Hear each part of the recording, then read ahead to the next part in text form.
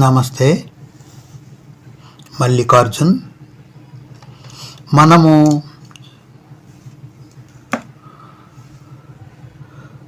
కర్మ మార్గంలో ఉంటాము, భక్తి మార్గంలో ఉంటాము.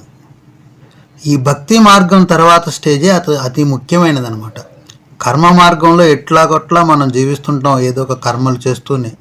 కానీ మనం కష్టాలు వచ్చినప్పుడు, ఇబ్బందులు వచ్చినప్పుడు, జ్యోతిష్యం ప్రకారం అయితే రాహు మహాదశ జరిగినప్పుడు, రాహు యొక్క అంతర్దశ జరిగినప్పుడు, కేతు మహాదశ జరిగినప్పుడు, కేతువు యొక్క అంతర్దశ జరిగినప్పుడు, లేదంటే శని మహాదశ జరిగినప్పుడు, శని యొక్క అంతర్దశ జరుగుతున్నప్పుడు,